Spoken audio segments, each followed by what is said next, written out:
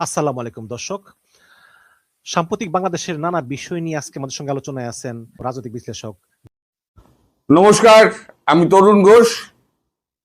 Trump কি ধীরে ধীরে বুঝতে পারছেন যে তার ভারতবর্ষ এবং বাংলাদেশকে ঘিরে যে নীতি, সঙ্গে মায়ানমার, সেই নীতি ভারতবর্ষকে চটিয়ে হবে না। ভারতবর্ষকে অস্থির করার চেষ্টা করেছেন বাংলাদেশকে নিয়ে, বাংলাদেশকে দিয়ে বলা যায়। অন্যদিকে ট্যারিফ, তারপর রাশিয়ার তেলের কেনার ওপরে তার একেবারে অত্যাধিক ট্যারিফের সেই হুঙ্কার, কখনো 100%, কখনো 500%। দেখছে কোনো দিকে কোনো লাভ হচ্ছে না। চীনের দিকে ভারত না ঝুঁকলেও কাছাকাছি একটা ভারত চীন সম্পর্ক তৈরি হচ্ছে, কারণ বর্ডার ডিসপুটটা মিটে গিয়েছে। কিন্তু চীনও কি থেমে আছে? আন্তর্জাতিক কূটনীতিতে কেউ কিন্তু নিজের জমি এক বিন্দু ছাড়ে না, চীন তো ছাড়েই না। ভারতও সঙ্গে সঙ্গে লেগে আছে। এখন আগে আমি আমেরিকার কথাটা বলে নিই। আমেরিকার আমাদের রাষ্ট্রদূত, যিনি সার্জিও গোর, তিনি সম্প্রতি বলেছেন, US Ambassador to India Sergio Gore recently held a high-level discussion with Indian counterpart Union Commerce Minister Piyush Goyal, dismissing reports of a deadlock in bilateral trade negotiations. অর্থাৎ ট্রেড নেগোসিয়েশন যে তার হচ্ছে না ভারতের সঙ্গে, একটা ডেডলক হয়ে আছে। এত যে G7 তেল পারলেন, my great friend, a tough negotiator, great man বলে ট্রাম্প যে এত সুখ্যাতি করলেন, হ্যান্ডশেক ছাড়া তো গলায় গলায় তো মেলা হলো না। অর্থাৎ মোদিজি ওই বলেছিলেন, একবার অবিশ্বাসের পাত্র হয়ে গেলে মোদিজি আর বিশ্বাস করবেন না, যেমন বিএনপিকে আর বিশ্বাস করছেন না। আমি বলি না, কূটনীতিতে প্রতি মুহূর্তে খেলা চেঞ্জ হচ্ছে। এখন ভারতকে খুশি করার জন্য ট্রাম্প উঠে পড়ে লেগেছে। তিনি ভারত আসার ইচ্ছা প্রকাশ করেছেন G7 মিটিংয়েই, পার্শ্ব বৈঠকে। ভারত হ্যাঁ না কিছুই বলেনি, একটা আমন্ত্রণ পত্রও পাঠায়নি যে আপনি আসুন। এবারে আসি চায়না প্রসঙ্গে। চায়না ভারতের সঙ্গে সম্পর্ক ভালো রাখার চেষ্টা করছে, পাশাপাশি বাংলাদেশের সঙ্গে নানান রকম চুক্তি করছে। সেটা আপনার তিস্তা ব্যারেজ হোক, আপনার ফাইটার জেট হোক, আপনার এডি সিস্টেম হোক, নানান রকম সমঝোতাপত্র তৈরি হচ্ছে। এটা না আমেরিকা ভালো চোখে দেখছে, না ভারত ভালো চোখে দেখছে। ভারত মুখে কিছু বলে না। ভারত কি করেছে, গ্রেট নিকোবর আইল্যান্ড, যেটা মালাক্কা স্টেট, তার একেবারে কাছাকাছি, সেই মালাক্কা স্টেটের কাছাকাছি গ্রেট নিকোবরে ভারত কি করছে শুনুন। ভারত মহাসাগরে নিজের ক্ষমতা বাড়াতে এবং দেশের অর্থনীতি প্রতিরক্ষা মজবুত করতে ভারত সরকার গ্রেট নিকোবর এবং লাক্ষাদ্বীপের মতো দূরবর্তী দ্বীপগুলিতে প্রায় 9 থেকে 10 বিলিয়ন ডলারের বিশাল অঙ্কের অর্থ লগ্নি বা বিনিয়োগ করছে। এই বিনিয়োগের মূল লক্ষ্য দ্বীপগুলির পরিকাঠামো উন্নত করা এবং আঞ্চলিক নিরাপত্তা জোরদার করা। মূল উন্নয়ন প্রকল্পসমূহ গ্রেট নিকোবর মেগা প্রকল্প প্রায় $9 বিলিয়ন, মানে হচ্ছে আপনার 90,000 কোটি টাকার একটা প্রকল্প হাতে নেওয়া হয়েছে। এখানে কি থাকছে? ট্রান্সশিপমেন্ট পোর্ট, মালাক্কা প্রণালীর কাছে একটি বিশাল কন্টেনার টার্মিনাল, বিমানবন্দর, বিদ্যুৎ, একটি গ্রিনফিল্ড আন্তর্জাতিক বিমানবন্দর এবং গ্যাস ও সৌর বিদ্যুৎ কেন্দ্র তৈরি করবে, লাক্ষাদ্বীপে পর্যটন কেন্দ্র করবে এবং লাক্ষাদ্বীপে যেটা প্ল্যানে আছে সেখানেও একটা সমুদ্র বন্দর করা হবে, যেটা এখানে উল্লেখ করা নেই। কৌশলগত পরিবেশ প্রভাব কি পড়বে?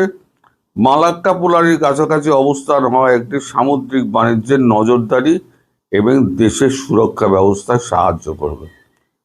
এই যে মালাক্কা প্রণালী আছে না, এই মালাক্কা প্রণালী হচ্ছে ভারতের একেবারে গ্রেট নিকোবরের একেবারে সামনে 100 কিলোমিটারের দূরে।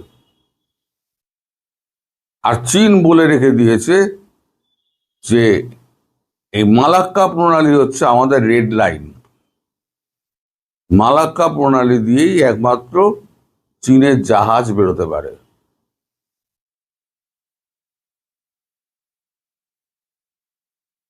চায়না সি হয়ে চীনের জাহাজ একমাত্র ভারত মহাসাগর, বঙ্গোপসাগর হয়ে আটলান্টিকে যেতে পারে এই মালাক্কা স্টেট দিয়ে। এখন কোনোভাবে যদি ভারত 100 কিলোমিটারের মধ্যে যে কোনো পাল্লার মিসাইল রেখে দিল এবং যুদ্ধপথ নিয়ে গিয়ে ওখানে আটকে দিল, চীন বেরোবে কি করে? তার জন্যই চীন ওই আপনাদের বাংলাদেশের মংলা বন্দর নেওয়ার জন্য উঠে পড়ে লেগেছে, যে একটা বাইপাস করা থাক। ভেতরে ভেতরে সব খেলা চলছে, ভারত মুখে কিছু বলছে না, কিন্তু চীন যেমন পেছনে পেছনে খেলছে বাংলাদেশের হয়ে, ভারত তেমনি নিজের নিরাপত্তার স্বার্থ দেখিয়ে ভারত চীনকে ব্লক করার চেষ্টা করছে। এই হচ্ছে কূটনৈতিক খেলা। এখন এই খেলায় সব থেকে বেশি অপাঙ্ক্তেয় হয়ে গেছেন ডোনাল্ড ট্রাম্প। তিনি কাকে ক্ষুব্ধ করেননি? তিনি রাশিয়াকে ক্ষুব্ধ করেছেন, তিনি চীনকে ক্ষুব্ধ করেছেন, তিনি ভারতকে ক্ষুব্ধ করেছেন। এখন যে ট্যারিফ না, যেটা 200% না 500% হুঙ্কার দিয়েছেন, সেটা এখন বলছে আমরা 10% অথবা 5%-এ নিয়ে আসবো। পীযূষ গোয়ালকে বলেছেন সার্জিও গোর। দয়া করে ডেডলকটা ছাড়ান, দেশের মানুষ তো খেতে পাচ্ছে না। মানুষ যদি খাবার না পায়, মশলাপাতি না পায়, দুগ্ধজাত প্রোডাক্ট যদি না পায়, যেটা ম্যাক্সিমাম ভারত এবং কলম্বিয়া থেকে আসে, ভারতটা ম্যাক্সিমাম শাক সবজি যাই বলুন না কেন সব ভারত থেকে যায়, মাছ মাংস সব। এখন পুরোটা ডেডলক হয়ে রয়েছে। ওয়ালমার্টে গেলে আপনি দেখবেন থরে থরে সমস্ত ফাঁকা, আর যেগুলো আছে সেগুলো হচ্ছে কলম্বিয়ান, যেগুলো ওরা পছন্দ করে। কলম্বিয়া ক্যাবেজ, যে আপনার মানে বাঁধাকপি, তা ফুলকপি, আলু তো জঘন্য, এত লম্বা লম্বা গাজর, হাইব্রিড গাজর খেতে চায় না ওরা, ও যে স্যালাড ছাড়া তাদের চলে না। ইন্ডিয়ান কুকুম্বার মানে শসা ছাড়া তাদের মুখে রোচে না।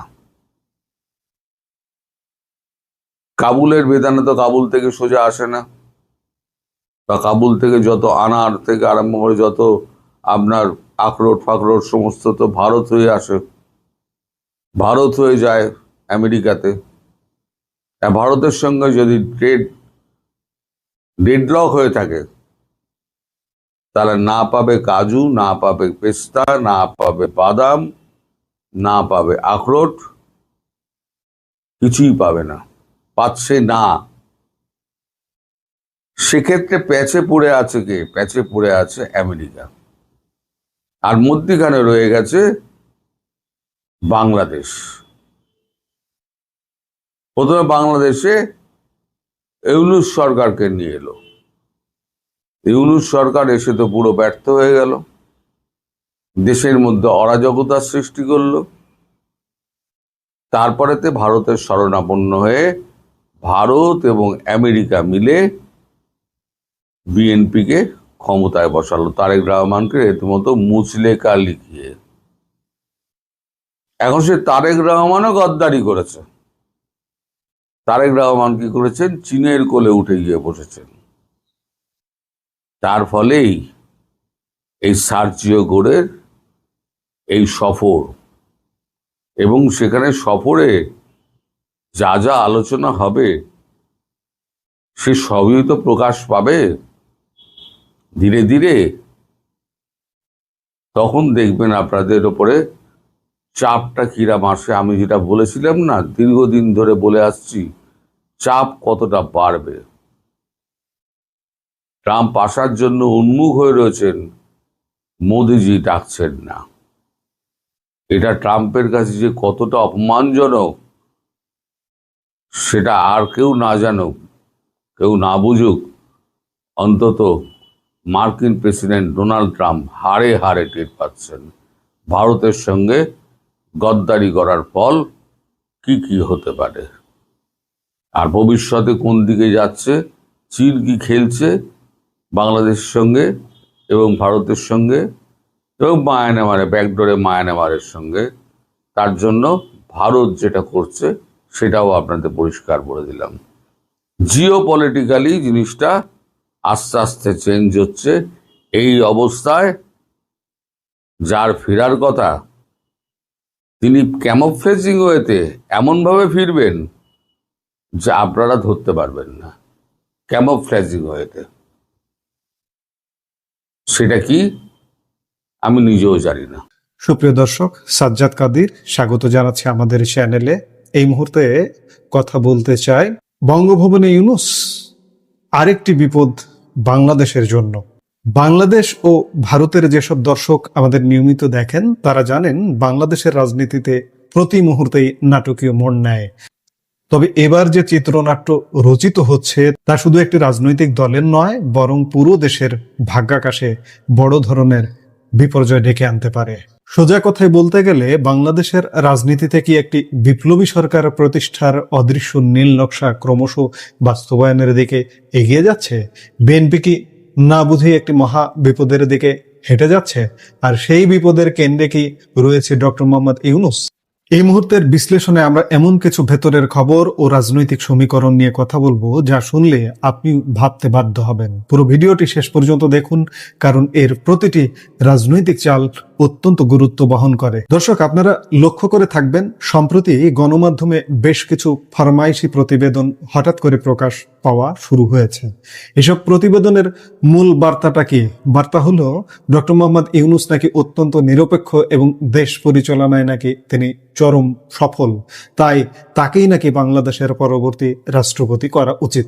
একবার ভাবুন তো, রাজনৈতিক পট পরিবর্তনের পর আওয়ামী লীগের মনোনীত সাবেক রাষ্ট্রপতি মোহাম্মদ শাহাবুদ্দিন যখন ইতিহাস হয়ে গেছেন, ঠিক তখনই বঙ্গভবন কবজায় নেওয়ার এই নতুন নীল নকশা সাজানো হচ্ছে। অনেকে হয়তো ভাবছেন এতে বিএনপির সমস্যা কোথায়? আসল খেলাটা এখানে। কদিন আগেও আমরা আন্তর্জাতিক মানবাধিকার ব্যক্তিত্ব আইরিন খানের নাম আলোচনায় শুনেছিলাম। তাছাড়া বিএনপির নিজস্ব যারা বিএনপির রাজনৈতিক নেতা, মির্জা ফখরুল ইসলাম আলমগীর থেকে শুরু করে আরো যারা আছেন, তাদের নাম শুনছিলাম রাষ্ট্রপতির তালিকায়। কিন্তু হঠাৎ করে যেন নাড়াচাড়া শুরু হয়ে গেছে ইউনূসের রাষ্ট্রপতি হওয়ার ব্যাপারে। এই আইরিন খান কিংবা বিএনপি নেতৃত্ব তাদের আড়াল করে হঠাৎ ডক্টর মোহাম্মদ ইউনূসকে বিএনপির ঘাড়ে চাপানোর এক মেটিকুলাস বা অত্যন্ত নিখুঁত ষড়যন্ত্র শুরু হয়েছে। বিএনপি যদি এই ফাঁদে পা দেয় বা ডক্টর ইউনূসকে বঙ্গভবনে বসানোর সম্মতি দেয়, তবে বিএনপি নিজের পায়ে নিজে কুড়াল মারবে। আসুন একটু পেছনের গল্পটা আবার ঝালিয়ে নেওয়া যাক। 2024 সালে আওয়ামী লীগ সরকার পতনের মধ্য দিয়ে বাংলাদেশে একটি বড় সংকট বা বিপদ এসেছিল। তবে সেই পতনের পর যা শুরু হলো তা কিন্তু কম আশঙ্কাজনক ছিল না। ইউনূস কিংবা তার সহযোগী রাজনৈতিক শক্তি, বিশেষ করে জামাতের মূল এজেন্ডায় ছিল যে কোনো মূল্যে ক্ষমতাকে দীর্ঘায়িত করা। তাদের আসল পরিকল্পনা ছিল দেশে একটি বিপ্লবী সরকার প্রতিষ্ঠা করা, যা প্রচলিত গণতান্ত্রিক ধারাকে সম্পূর্ণ বাদে ঠেলে দেবে। অর্থাৎ বাংলাদেশে একটি সালতানাত কায়েম করতে চেয়েছিল। ব্রুনাই, কাতার, সৌদি আরব বা এসব দেশে যেমন কিংবা আফগানিস্তান, ইরানে যেমন এমনটা কায়েম করতে চেয়েছিল, বাংলাদেশেও এই গোষ্ঠীটি। কিন্তু সেই চেষ্টা কি পুরোপুরি সফল হয়েছিল? না, তা হতে পারেনি। এর পেছনে মূল বাধা হয়ে দাঁড়িয়েছিল বিএনপির অত্যন্ত শক্ত অবস্থান। বিএনপির সুদৃঢ় রাজনৈতিক অবস্থানের কারণেই ইউনূসগণদের সেই বিপ্লবী সরকার প্রতিষ্ঠার স্বপ্ন ধূলিসাৎ হয়ে যায়। বিএনপি নির্বাচন আদায়ের দাবিতে অনড় থাকায় এবং গণতান্ত্রিক ধারায় ক্ষমতা হস্তান্তরের চাপ সৃষ্টি করায় ডক্টর ইউনূসকে বাধ্য হয়ে নির্বাচনে যেতে হয়েছিল এবং রাজনৈতিক সাইডলাইনে চলে যেতে হয়েছিল। তাহলে কি খেলা শেষ? না দর্শক, খেলা এখনো শেষ হয়নি। ক্ষমতা হস্তান্তরের পর সাইডলাইনে চলে যেতে বাধ্য হওয়া ডক্টর ইউনূস এবং তার পেছনের কারিগররা এবার তাদের শেষ চেষ্টা শুরু করেছেন। আর সেই চেষ্টার মূল প্ল্যাটফর্ম হলো পরবর্তী রাষ্ট্রপতি নির্বাচন। আমরা জানি জাতিসংঘ মহাসচিব হওয়ার একটা সুপ্ত ইচ্ছা ডক্টর ইউনূসের মধ্যে হয়তো ছিল, কিন্তু বাস্তবে তিনি জাতিসংঘ মহাসচিব হতে পারছেন না। তাই বলে কি রাষ্ট্রপতির মসনদের আশা তিনি ছেড়ে দিয়েছেন? একদমই না। ইউনূস যে কোনো মূল্যে বঙ্গভবনের রাষ্ট্রপতি হওয়ার আশা ছাড়ছেন না। আর এর পেছনে কি কেবল অভ্যন্তরীণ ইচ্ছা রয়েছে, নাকি কাজ করছে বড় কোনো বিদেশি মদত? এই প্রশ্নটি তোলার পেছনে যথেষ্ট যুক্তিসঙ্গত কারণও রয়েছে। আপনারা জানেন যে আজকে বা এই ভিডিওটা যতক্ষণে প্রচার হচ্ছে ততক্ষণে হয়তো ঢাকা সফর করছেন মার্কিন প্রতিনিধি সার্জিও গোর। কূটনৈতিক পাড়ায় এখন জোর গুঞ্জন, ঢাকা সফররত সার্জিও গোর কি ইউনূসকে বঙ্গভবনে বসানোর কোনো বিশেষ প্রেসক্রিপশন নিয়ে এসেছেন? এটা মোটেও উড়িয়ে দেওয়ার মতো ভাবনা নয়। বিদেশি প্রভাবক এবং দেশীয় কিছু সুযোগ সন্ধানী গোষ্ঠী মিলে ডক্টর ইউনূসকে বঙ্গভবনে বসানোর কলকাঠি নাড়ছে। এখন প্রশ্ন উঠছে, ইউনূস যদি কোনো কারণে রাষ্ট্রপতির চেয়ারে বসে পড়েন তাহলে কি হবে? সহজ হিসেব, যদি কোনো ছলে বলে বা কৌশলে ডক্টর ইউনূসকে রাষ্ট্রপতি বানানো যায়, তবে ইউনূস এবং তার সহযোগীরা মিলে গণভোট বাস্তবায়নের পথ ধরবেন। আর সেই গণভোটের বাহানায় শেষ পর্যন্ত বাংলাদেশে সেই অনাকাঙ্ক্ষিত বিপ্লবী সরকার প্রতিষ্ঠা করা হবে। ডক্টর ইউনূস বঙ্গভবনে বসা মানে ধরে নিন বিএনপির রাজনৈতিক ভবিষ্যৎ এবং প্রচলিত গণতান্ত্রিক ব্যবস্থার আক্ষরিক অর্থে শেষ বা সমাপ্তি। আওয়ামী লীগ ইতিমধ্যে রাজনীতির সাইড লাইনে, বিএনপিও সাইড লাইনে যাওয়া সেটি একটি সময়ের ব্যাপার হবে মাত্র। আপনারা জানেন যে গণভোটের মাধ্যমে যে জুলাই সনদ বাস্তবায়নের প্রচেষ্টা আছে ইউনূস এবং জামাতের, সেই জুলাই সনদে কিন্তু রাষ্ট্রপতির ক্ষমতাটা কেমন করা হয়েছে? বিরাট ক্ষমতা করা হয়েছে। সোজা কথা, প্রধানমন্ত্রী এবং রাষ্ট্রপতির প্রায় সমান সমপর্যায়ের ক্ষমতা করা হয়েছে। তো সেই বিচারে ইউনূস যদি বঙ্গভবনে ঢুকতে পারেন আর গণভোট বাস্তবায়ন করতে পারেন কিংবা জুলাই সনদ বাস্তবায়ন করতে পারেন, তাহলে আপনি ধরে নেবেন আপনি শেষ। বাংলাদেশ, মুক্তিযুদ্ধের বাংলাদেশটি শেষ হয়ে যাচ্ছে। কিন্তু এর বিপরীত চিত্রটা কি? যদি এই ষড়যন্ত্র ব্যর্থ করা যায় এবং বিএনপির নিজস্ব কোনো বিশ্বস্ত ও অভিজ্ঞ রাজনৈতিক ব্যক্তিত্ব, যেমন মির্জা ফখরুল ইসলাম আলমগীরের মতো প্রবীণ ও অনুগত নেতৃত্ব রাষ্ট্রপতির চেয়ারে বসেন, তবে বুঝতে হবে বাংলাদেশ এক বিরাট ধ্বংসের হাত থেকে স্থায়ীভাবে বেঁচে গেল। কারণ একজন খাঁটি রাজনৈতিক ব্যক্তিত্বই পারবেন বঙ্গভবনকে কোনো বিদেশি বা অরাজনৈতিক শক্তির চক্রান্তের ঘাঁটি হতে না দিতে। গণতন্ত্র রক্ষা বনাম বিপ্লবী সরকারের মাধ্যমে ক্ষমতা কুক্ষিগত করার এই সূক্ষ্ম লড়াইয়ে এখন বাংলাদেশ দাঁড়িয়ে এক কঠিন মোড়ে। ডক্টর ইউনূসকে বঙ্গভবনে বসানোর এই মেটিকুলাস প্ল্যান সফল হবে, নাকি বিএনপি নিজের অস্তিত্ব রক্ষায় শক্ত প্রতিরোধ গড়ে তুলবে, তার সময়ই বলে দেবে। তবে সচেতন নাগরিক হিসেবে এই ভূ রাজনৈতিক চালগুলো বুঝে রাখা আমাদের প্রত্যেকের জন্য জরুরি। কাজেই আমরা চোখ কান খোলা রাখবো, সচেতন থাকবো। সব কথার শেষ কথা বাংলাদেশের জনগণ যদি সঠিক পথে থাকে তাহলে বাংলাদেশ কখনো ব্যর্থ হতে পারে না। জনগণের শক্তি চূড়ান্ত শক্তি। এই মুহূর্তের ভিডিও থেকে বিদায় নিতে চাইছি। দেখা হবে পরবর্তী ভিডিওতে। সে পর্যন্ত ভালো থাকুন, সুস্থ থাকুন।